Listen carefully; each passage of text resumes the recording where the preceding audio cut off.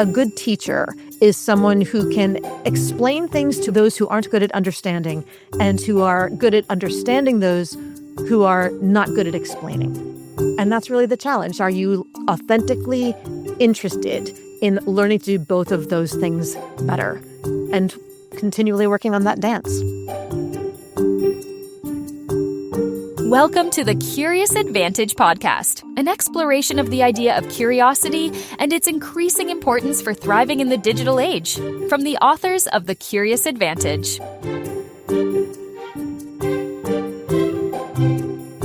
Hello and welcome to this episode of the Curious Advantage podcast. My name is Paul Ashcroft. I'm here today with my co-author, Garrick Jones. Hi, Garrick. Hi there. Simon can't be with us, unfortunately, but today we are delighted to be joined by Dr. Laura Sicola. Hi, Laura. Hi, Paul. Thank you so much for the invitation. And Garrick, it's great to meet you as well. Great to have you here. Laura is an executive communication coach, 3-time TEDx speaker, and author of Speaking to Influence, Mastering Your Leadership Voice.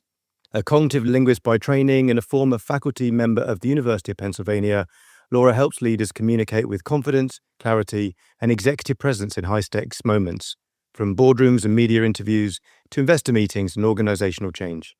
Her work helps leaders command the room, connect with their audience, and make sure their message lands.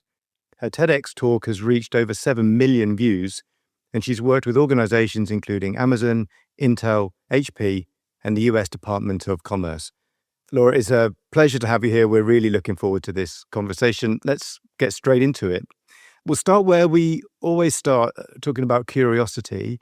What would be your definition of curiosity, and what's been the role of curiosity in your life and work over the years? For me, very simply, Paul, curiosity is whatever gets your wheels turning, whatever is something that kind of compels you to keep digging. And for me, that's what makes people tick. I have always had an obsession with trying to understand what was going on in other people's minds and what compelled them to say something a certain way or interpret something a different way. And the quest keeps going. Yeah, I think we'd agree with that. In your introduction, we mentioned the leadership voice. For listeners who are new to your work, what does it mean to have a leadership voice? And how is that different from simply being a good public speaker or confident presenter? The leadership voice is actually two parts. There is the literal voice and there's the figurative voice. And the literal leadership voice is the instrument that you were born with, your physical voice, and how well you learn to play it, whether you were born with a trumpet or a piccolo or a tuba, one way or another. It's, can you use it? Because the way that you use your voice does change how a message lands, how it resonates with someone else. So learning to deliver your message well is an important component. The figurative voice, for those of you who are authors, you may refer to it as your author's voice. What is your point of view? Are you clear on the point that you're trying to make, and can you articulate it? Can you put it together in a way that makes sense from the perspective of the audience that you want it to connect with? So when you can do both you've got a clear message that you want to convey and you deliver it well, that is the beauty of the leadership voice. I'm always interested in where people come from and what they've studied and how, we take these amazing journeys through our lives. You're a cognitive communicator, you're a cognitive linguist. How did being a cognitive linguist bring you to this point? The original focus for me in the research in my academic life many moons ago was looking at how people learn. So from the pedagogical learning perspective, when you're trying to teach, and really teaching and training and explaining and all of those words really mean the same thing. It's you've got information and you need to convey it to someone else. You're looking in many ways to put the square peg of your information into the round hole of someone else's brain, and understanding what is it about the way that you structure your instruction or your explanation so that it does or doesn't click with that other person. How do you identify the moments when something clicks and then reverse engineer it a bit to figure out what is it that made that happen this time? That's all been where I started from. And that's actually quite a natural transition into leadership coaching and training. It's just a different audience. And it's natural, of course, the link to speaking with influence. Speaking to influence is the name of your book, the latest one. Influence can sometimes sound like persuasion or performance or even manipulation. But you're talking about how do you use language to click with somebody? And what is it that causes somebody to be clicked with? What is the thing that enables us to put that square peg in a round hole with someone else? Well, I'm going to preface the answer at Garrick with what I like to tell my audiences or my training teams, that I'm going to give you the most annoying teacher answer ever, which is it depends. Because there isn't just the one thing that makes it work. And that's really the key, is understanding that it's not just one thing. I can't stand it when people will say, well, we don't really want to do a training we just want to, can you give us a few tips and tricks? No, because I'm not a magician. Show them all the time. See this pen? It's a pen, not a wand. If you want tricks, go to YouTube and get, a 5-minute quick short of some sort. But if you're looking to up-level your true skill and effectiveness as a leader, then it is understanding that it always depends. Who are you talking to? What is the nature of the information? How sensitive is it? What time of day is it? Have they eaten anything in the last 6 hours? Have they had back-to-back meetings for 6 hours straight? And they're just bleary-eyed at this point. Try fresh tomorrow morning. There's so many different factors. And when we fail to acknowledge any of them, much less all of them, we're almost guaranteeing that it's not going to land the way that we want it to land. And I think it's important to separate also some of those terms that you use that people do tend to think of as almost synonymous: the influence, manipulation, persuasion, performance. So the influence in general is just impact. How do you want to move something? Manipulation is about intent. More often than not, manipulation is about running your agenda on someone else in a way that is typically not in their best interest. It's in yours. Now, that can be a little bit different if you've got children or something. I've got a young son. He is still the poster child for reverse psychology. If I want to get him to eat vegetables, I'd have to say, I made these for me, and I really don't want to share them. I guarantee at least 4 spoonfuls will go into his mouth. So is it manipulative? Sure, but it's not against his best interest. Persuasion is about getting someone to agree with or concede to a specific idea or a specific concept. And performance is getting someone to act in a certain way that may or may not feel sincere. And that, again, will depend on the rest of the context. So influence in general is neutral. It's not about positive or negative. Manipulation tends to be more negative in its connotation. So it's what is the intent of the user as to how we interpret it. That's fascinating. We talk about context a lot, especially when it comes to curiosity and how you start by defining your context. We had a great podcast the other day with the guy who trains the Navy SEALs in the US. He talked a lot about situational awareness, which we thought of as very similar to context. People having to enter a room very quickly, have a situational awareness of what's going on and come to a right decision, make a decision and act. And you talk about similar things, about the need to be aware of where the person is, what they're experiencing, where they've come from, where they're at today in this moment, so that you can click with them. Do you have any other suggestions or any other hints that are useful for us to understand the context that someone may be inhabiting in that moment so that you can speak in a way that lands with them?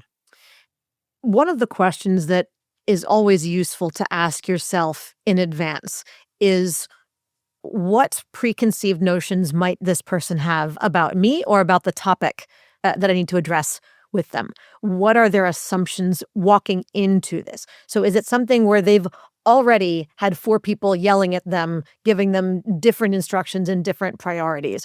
Do they feel like this is something that is mission critical to them, to the company, to you? Or is it just yet another hassle that someone else decided to create because somebody needed yet another box to check, right? What is the requirement here? When you can understand and just have that moment of empathy, that moment of emotional intelligence to say, what is their lens before we even get started?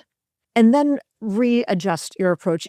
I guarantee you're going to end up much better off than where you would have had you just gone in right in with the, here's what I need you to know, unidirectional approach to it. That never ends well. Laura, I want to ask about a couple of ideas within that. So you're talking about, as a communicator or as a leader, tailoring essentially and using the voice you've got to best connect with your audience or the person you're communicating to. I know you've said that authenticity is one of the most important things, but it's not the same as just staying inside your comfort zone. It is, I presume, getting out there and exploring more of your own communication. You also talk about, and I love this, the prismatic voice, the idea that you have different colors, if I understand it correctly, in your spectrum, that you can shine in different degrees more brightly. But how does that connect if you're trying to tailor what you're doing to meet your audience, whilst trying to be authentic and thinking about the different elements you can bring into your communication? Because there's a few things there to unpack together to then be authentic and consistent in the way you communicate, right? Yes, there is quite a bit in that, isn't there? It's kind of like trying to pat your head and rub your stomach and walk and chew gum all at the same time. Break it down for us. Okay, break it down. First, let's go back to your original point that is authenticity the same as comfort zone? And of course, the answer is no. When you think about growth in general, you're trying to go up the corporate ladder, as it were. You want that executive role. Well, you don't have it yet. You don't have all the skills necessary for it yet. You don't know everything you'll need to do it well. And when you do get the job, there's going to be still a learning curve by just the nature of all things. So learning and learning curves, by definition, are uncomfortable. They are stepping outside of your comfort zone. You don't have those skills yet. But is it inauthentic to grow? No, of course not. A learning curve is going to be uncomfortable and a little bit difficult. And with time, it will become easier. It will become second nature. So we need to make sure that we're not saying, well, this is uncomfortable, so it's inauthentic. That will just keep you in the box of exactly where you are for the rest of your life, effectively. And for those who like to say things, well, I just call it like I see it. I got to be me. I have to just be authentic in how I talk. No, that's cathartic, not authentic. Just blurting whatever comes to your mind in the moment may feel good, but it's kind of the verbal grenade of who knows where that conversation is going to go. But after the first energetic explosion, there's going to be a lot of mess to clean up, most likely. That's where diplomacy comes in. Diplomacy is not about being inauthentic. It's recognizing that it's more than just the next 10 seconds that matter. What is their long game? Where do you want this relationship to go? How complicated is the issue that you're trying to work through together? So there's a couple of fun definitions of diplomacy. I think the important one is the ability to make a point without making an enemy. So framing things in a way that is sensitive to their needs, not sugarcoating, not pussyfooting, but intelligently intentional in the work, judicious in your word choice. Another one is getting someone to have your way, getting them to have your way as opposed to getting them to have their own way. Or I think it was Churchill who said, diplomacy is the ability to tell someone to go to hell in such a way that they look forward to the truth. Exactly. Right. One of my favorite jokes. Yes. And that's all of that is, it's still authentic, but it's not just throwing the grenade in and being, quote unquote, being me. So how to frame things is important. Now, the prismatic voice, have you ever seen those little sun catchers, those little crystals that hang from perhaps the car rearview mirror or from the kitchen window or something? When the sunlight hits it, a little rainbow spot hits the wall or hits the seat behind you. And in that same way, we are that white light of sorts that has all those colors in it. And in the same way, right now, I'm in my podcaster coach training kind of mode. I'm in my professional mode. So in my spectrum, maybe we'll call that my blue for today. But I also mentioned I've got a young son, and I don't talk to him in this tone, in this vocabulary, with these topics.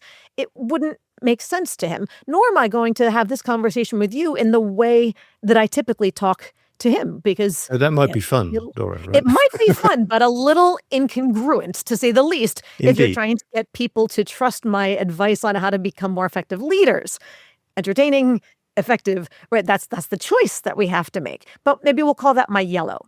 We all have those many, many, many different colors and different hues within them. So to say that, well, I got to be me, we already naturally do that shift. We naturally adjust our approach. I'm sure, are either of you major football fans or have other sports that you particularly love? Is there a Manchester United or somebody else that you've Oh, got to careful. scream at the Oh, telly yeah, for? I No, wrong can't, I one? Very can't, difficult territory, this, yeah, can't talk especially in about the football this UK. yet. All right. So I take that as a yes. That's an important part. Okay. So everyone's got their team. And when you're watching the game and they're having a terrible day and the calls from the officials are going against them and they're unjust calls, I'm guessing there are some language that might come out of you or might come out of your listeners that you might not use in business meetings. Would that be a fair assumption?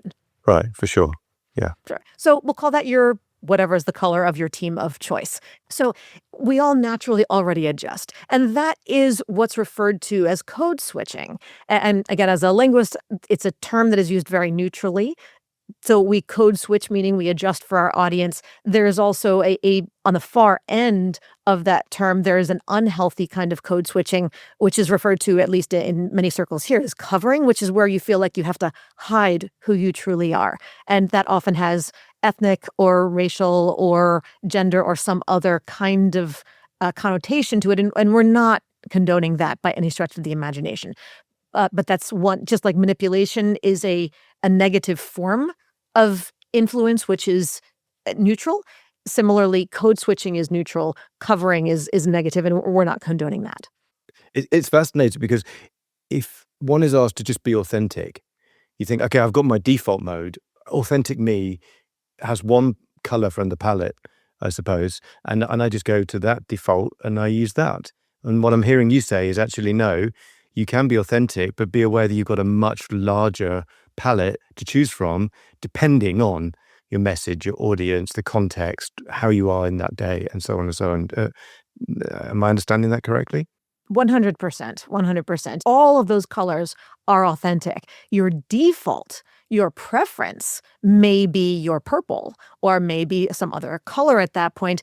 Sure, just like the way that you dress, you may prefer to have your gym clothes, your t-shirts, your sweatpants or whatever is comfortable, but you're not going to go to a board meeting dressed that way. You just know better. Similarly, if you go to the pool or you go to a black tie formal event, you're going to dress appropriate for the context, even if it's not your preferred way of dressing. You know that your message won't land with the audience. They may not even let you in the door, for that matter. So similarly, you need to dress your message through the way that you articulate it, the way that you frame it for that audience.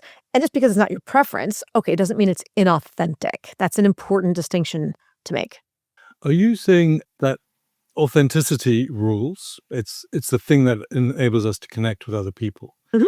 Code switching is interesting for me because code switching, especially with language and language codes, can define boundaries and context and can define groups. For example, the codes of emojis that teenagers are using and the way that they speak online is completely different from the series of codes that I use to speak to my friends and also to them. And I guess there's no way that they sometimes teach me various emojis and it's hilarious and they all laugh when I use the wrong ones. But I think what I'm hearing is that authenticity is the thing that wins the day. That even if you don't speak the code, if you understand what you're trying to say and you're clear and you're authentic with it, that's the way in. That's the way to connect with people. Am I getting this wrong or am I understanding what we're talking about? Well, I think the idea is that authenticity is not binary. It's not just monochromatic and black and white, and this is me, that's not me. You are authentic. You may not have learned the lingo of your Gen Z new hires or whoever else it happens to be yet. You can be curious, to your point, about learning it and want to. There's a great video I saw not long ago, and I can't think of the guy's name, but he's a millennial and he gave a commencement speech at a high school for a in Gen Alpha slang. The whole thing was Gen Alpha. And of course, the kids thought it was hysterical. And he was clearly not using words that were native to his lexicon, so to speak, but he intentionally did it to make a point for comic effect, but in a way that still got the message across to the students quite effectively. And so it's the intention with how the language is used. It's about, are you authentically curious in wanting to understand them and wanting to be understood and wanting to negotiate that dance in communication, which is what it is really, how do I get you to understand me? How do I learn to understand you better? There's an expression that a good teacher is someone who can explain things to those who aren't good at understanding and who are good at understanding those who are not good at explaining. And that's really the challenge. Are you authentically interested in learning to do both of those things better and continually working on that dance?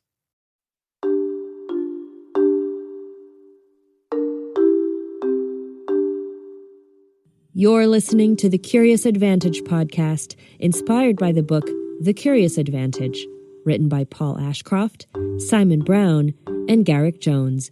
Subscribe to the podcast today. I have a question about the world. We talk about the Gen Z. The world we live in is so uncertain, and there's so much uncertainty and chaos and change, which is now just the norm these days. And our world is in some respects shaped by this uncertainty. AI, for example, change is constant, and less traditional top-down management no longer works. We have to all interact with the cloud and the hyperconnection between all of us in some way. What does strong leadership communication need to do in this context, do you think? An acronym that is thrown around quite a bit nowadays is the VUCA world. So VUCA, VUCA, meaning volatile, uncertain, complex, and ambiguous. And this is the world that we are living in more and more. So in that context, I think what communication really needs to do is the antithesis of that, to find the balance to all of it. So communication needs to create stability and clarity. It needs to simplify a message, and it needs to be quite specific in the process as the antithesis or the antidote, as it were, to volatility, uncertainty, complexity, and ambiguity. And that's harder to do than you think, but with intentional effort toward it, it's not as difficult as one might fear. So intention is the kind of the heart of my authenticity and my interest in people. By having intention about what I want to do when I go in, being aware of that is at the heart of it, you say. And just to go further about the world we live in, leaders have to speak across so many boundaries today, functions and geographies and age groups, generations, expert groups and cultures. They all have their own codes. Where do you see, messages get lost in translation? How can leaders stay curious enough to check whether they've really understood, not just by nodding along, if you know what I mean? Where don't things get lost in translation? That's the nature of human communication in all of those contexts. Generational, functional, cultural intersections are just all opportunities for things to get muddied along the way. There's a perpetual gap. And I think one of the things leaders need to do is acknowledge the discomfort of the fact that there's always that gap between the likelihood or the potential for the gap between what you think you said and what they think they heard. And learning how to keep yourself explicitly and consciously aware of that and always seeking to make that explicit, to be able to address it for everyone. This is where you're going to get rid of some of that volatility or that ambiguity or uncertainty that we talked about a moment ago. It's funny, this past weekend, we had a little family get together, and my uncle was there, who's in his mid-80s, late 80s at this point, but he still very much wanted to play a game with the group. And so we had this game. I don't know if anybody's played Tapple, it's a lot of fun, but it's a category game, and you go around the circle and everybody has to come up with different items from the category, whether it's foods or dog breeds or cars, etc. And you have to hit the letter on the board of the word that starts the word that you've selected. And I was trying to explain to him how to play. And I said to him, so, you come up with a word, and then, you hit the letter that starts that word, and then it passes on to the next person, and you go around. And he was getting quite agitated, and I couldn't figure out why. And he finally said, but how do they know what word it is that I came up with? And I said, well, you say it when you hit the button. And he goes, well, you didn't tell me I had to say it. And I thought to myself at this simultaneously, well, I didn't. And did I have to? And the answer was apparently not, and apparently so. And I hadn't done it. So it's what's obvious to you and what you think you said versus what they think they heard. There's always that possible gap. So having the humility to be curious enough to say, okay, what did I miss in my explanation that created this gap, and seek to see if it was actually there. So even in creating the psychological safety in your group, to be able to say after your explanation or your instructions, et cetera, to say, you know what, I'm working on being a better communicator, so I need to know what did and didn't land. What did you understand to be my instructions? It's not a quiz. I'm not testing to see if you were listening. I need to know what did and didn't land. It's on me. Laura, you're giving us some great tips here. You've worked, I'm sure, with probably hundreds of leaders over the years in helping them improve communication. Most folk, I'd be interested what you think of this, but would think of themselves as pretty good communicators. Because the vast majority of people, they'd rate themselves, particularly in business, communicate pretty clearly, especially if you become a leader. When you're coaching these folk, and you've obviously been brought in either for a specific reason or for a specific individual, where do you start to focus? Have you got some stories that you could share of an individual, maybe naming names? Where do you start with them, and how do you really get the most bang for buck for those people that actually thought, I'm already a pretty good communicator, Laura? What do you do with them? Most people, and I love it, most people will say, I'm probably pretty average. Who's average at that point? You can't all be average or better than average. And I love to use the phone for the video camera. That is my tool of choice. That is my weapon of choice, as it were. I tell my clients all the time, no one escapes the video camera. And I don't need you to do your entire presentation on video. We're going to take a piece right from the beginning and do a baseline video, 1 minute. We'll just test whatever. Maybe you're going to give some feedback to an underperforming employee. I worked with a new client a little while ago, and she had a reputation of being a bit gruff, a bit rough around the edges, and a little intimidating. So I said, okay, we know we need to have this one conversation with someone coming up, so let's just do the opening. Prop up your phone, and you'll talk to me like I'm that person, but we're just going to do the recording of how you open the conversation, pretending that I'm that employee. We did the recording, and we stopped, had her play it back and watch it for herself, and I didn't say a word. I just asked her what she saw, what was her first impression. And she said, oh my gosh, Laura, did I sound like such a, and you could fill in the blank with your guess of choice. And she was utterly shocked because she said, I thought I was being nice. I was really just trying to be clear and direct, but there were details, and the devil is always in the details in these things, which is why it depends. Some people will say, well, I've tried, and this goes back to our binary. A lot of women in particular who are in leadership roles will say, well, I've got the reputation of being too aggressive, too intimidating, too this, too that. I tried being nice and that didn't work. So what am I supposed to do? And that's the binary thinking. So we have to take away that self-imposed black and white on or off approach or lens on stuff. So with that client, what we had to do was reverse engineer a bit and saying, well, what was it about what you said and how you say it that made your version of strength come across as harsh? Perhaps it was the speed. Maybe it was just the intensity of the voice as it was coming through. Maybe it was that there was one eyebrow cocked the entire time as didn't even realize that it was there. Maybe it's the fact that you never smiled once. There wasn't a greeting at the beginning. There's 1,000 little details. And when you look at things like executive presence, for example, or authority or approachability or whatever idea you want, it's not one thing. Those are constellations, not single stars. So you have to figure out what are all the pieces that come together to create that constellation that someone interprets as authoritative or approachable or intimidating. It's not just the one thing. So we had a lot of little shifts, and it was very easy to move from there. But awareness is really the first wall for everybody. And that's why we use the video, because I can't coach you until you see and hear what I and everybody else sees and hears. This is so interesting. I have a sort of underlying thread that is emerging from this conversation. And the thing I just want to talk about is about feedback and the way that you refer to feedback.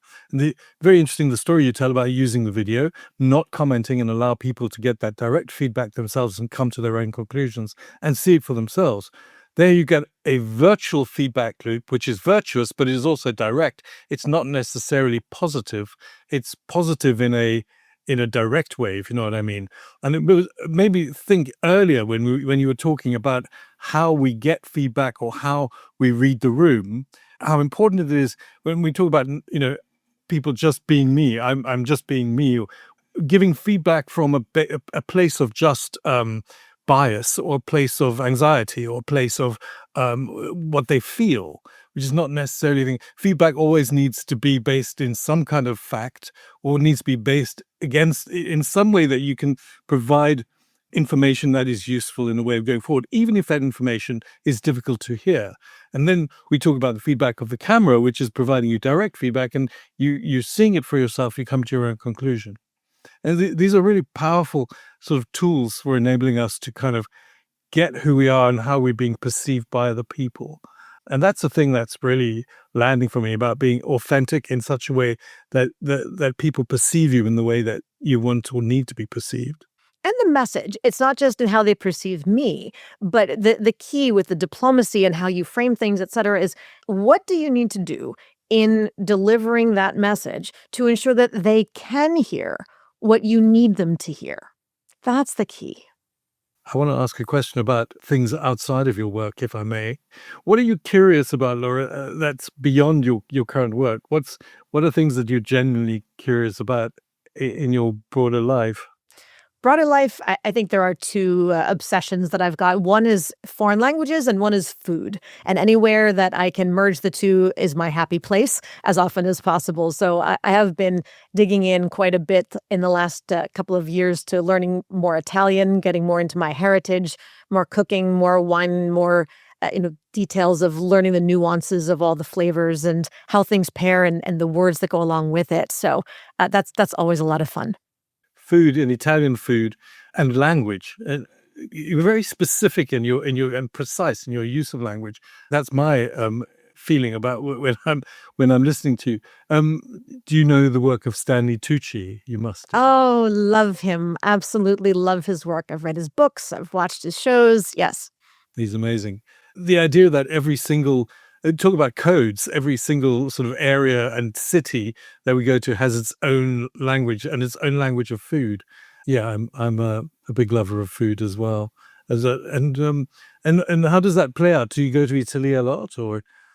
I've only been once, and it was just a few years ago I finally was able to get it on the calendar and make it happen. And my husband still has family over there, and they are from they probably still of the baby boomer generation. The majority of the ones that we were able to meet didn't speak a lick of English. Lived in this beautiful villa on the Mediterranean coast. Kind of, you could see the water on one side of the building and olive and lemon groves on the other side. And it was just so much fun, so great to really connect and to be able to share with my older son the opportunity to meet his relatives, his ancestors, his heritage. That was really a special opportunity for both of us. Laura, we're coming to the end of the podcast. And in a moment, I'll ask you maybe if you've got a closing thought or an idea that you would like to leave listeners with. You've given us so many great ideas. I mean, I've loved finding out about the leadership voice and how that's the combination of the message that you have, but also the way you deliver it. In particular, I mean, I've learned a lot about authenticity and how your read of authenticity is not, you've just got one channel. You've actually got, or in your language, a prismatic selection of colors that you can choose from to bring into the way you speak and the way you communicate, which I think is really powerful. And thinking about how you dress your message, even if it's not what you normally wear, it's probably worth giving it a go depending on your audience. And also, I very much like your the constellation of different things that you can bring into the way you communicate. And as you say, you're probably not aware of those. Maybe holding up the mirror is the best way of finding out, using the phone. But just being aware of some of the things that you can pay attention to brighten up the way you communicate. But I'm sure, Garrett, too, really enjoyed the conversation with you. If you could leave our listeners with one specific idea or thought to explore this week, what would it be? I think to be willing to step outside of the comfort zone and not necessarily associate it with inauthenticity, even if it's not a preference. I lived in Japan for a number of years, and in certain contexts, again, it depends, the traditional pleasant woman's voice, especially in customer service and other areas, is extremely high, extremely kind of squeaky and soft, a little nasal. And in case you hadn't noticed, that's really not my default. But when I had to be in social situations with the older generations, maybe who had never encountered a foreigner before, I could see that there was some trepidation, there was some discomfort about, oh God, I'm gonna have to talk to the foreigner. And I don't know if she's gonna speak Japanese, whatever.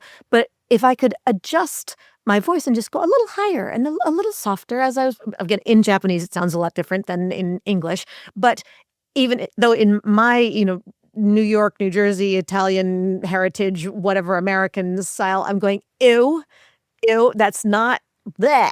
Why do I want to sound like Minnie Mouse? I don't want to sound like Minnie Mouse. But what was more important to me in the moment was that I helped these people feel comfortable with me so we could enjoy the event together and get to know each other and have them not just freaking out that they had to talk to somebody who was white.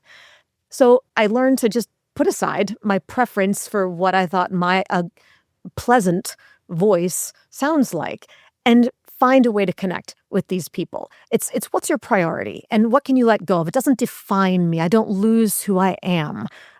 I expand who I am because now I have these new connections who see me and don't just get distracted by a voice. I love that. Thank you. Laura, it's been a great conversation. If people want to stay connected with your work, we absolutely encourage them to go find the book, buy the book, and explore more about you. Where would they best go to find you?